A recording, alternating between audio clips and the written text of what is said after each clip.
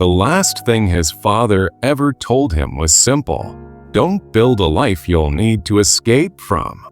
Ethan nodded when he heard it. Then he ignored it for the next 7 years. At 32, Ethan had the apartment, the salary, and the polished resume he had once dreamed about. But every morning, before the sun came up, he sat in his car outside the building and stared at the entrance.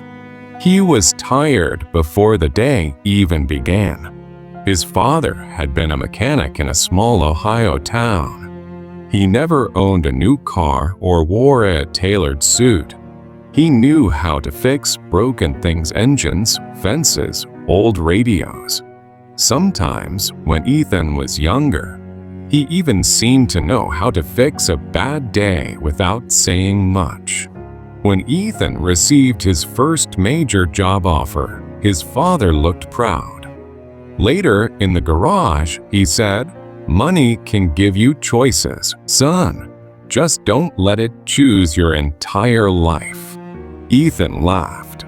"Dad, this is what moving forward looks like." His father smiled, but he didn't argue. For years, Ethan worked harder than everyone around him.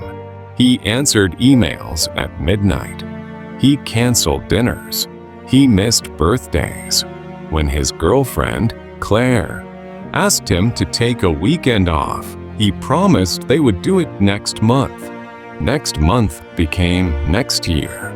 Then came the promotion he had been chasing. His boss congratulated him, handed him a heavier workload, and told him this was the beginning of something big.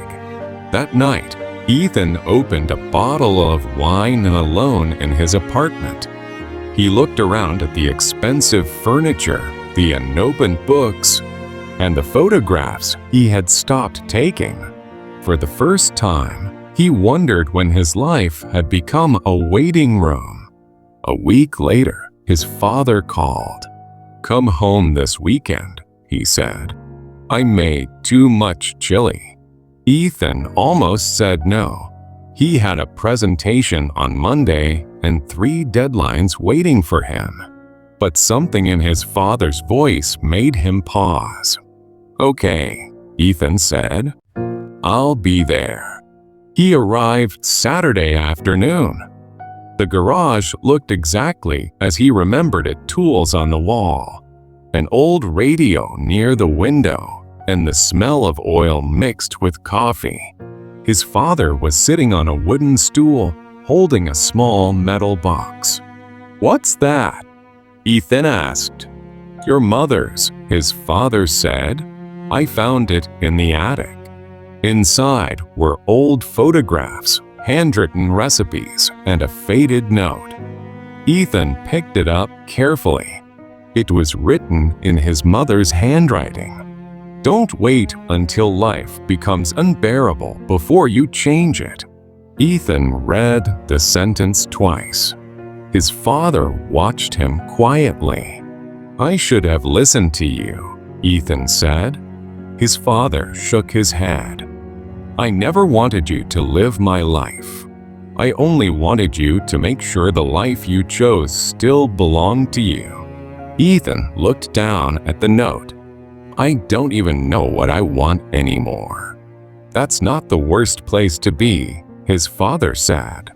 "The worst place is knowing exactly what you don't want and staying there because you're afraid to begin again."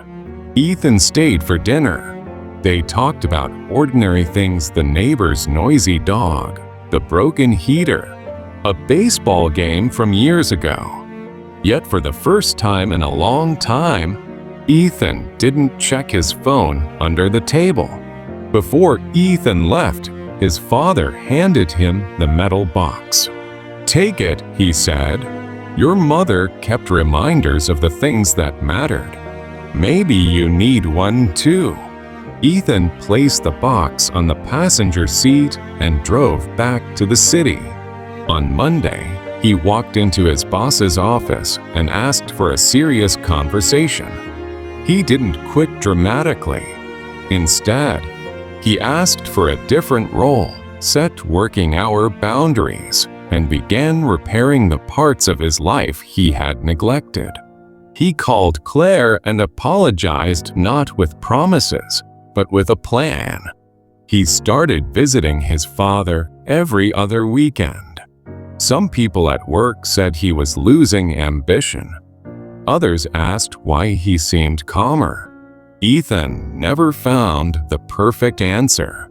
He simply knew that success felt different when he no longer had to abandon himself to achieve it. 3 months later, Ethan returned home to find his father asleep in the garage chair. The old radio was playing softly beside him. Ethan covered him with a jacket and placed the metal box on the workbench. Inside it, he had added a new note. A good life is not the one that looks impressive from the outside. It is the one you can live with when nobody is watching. His father opened his eyes and smiled. "Finally listening?" he asked. Ethan smiled back. Finally understanding. Sometimes the advice we ignore is not forgotten. It waits quietly inside us until life becomes still enough for us to hear it again. You do not have to destroy your entire life to change its direction. Sometimes, you only need the courage to admit that the path you are on no longer feels like yours. Because your father's last advice may not be asking you to give everything up. It may simply be asking you to come back to yourself before you lose the way home. And that is the lesson. Your life does not have to look perfect to be meaningful. It only has to feel honest when you are alone with your thoughts. Do not wait for exhaustion, regret, or loss to force you to change. Listen to the quiet warning inside you now. Choose the people you love, protect your peace, and make sure the life you are building is one you truly want to come home to. Because sometimes the advice we ignore for years is the very advice that can lead us back to ourselves. If this story made you think about your own life, take one small step today, not tomorrow, today.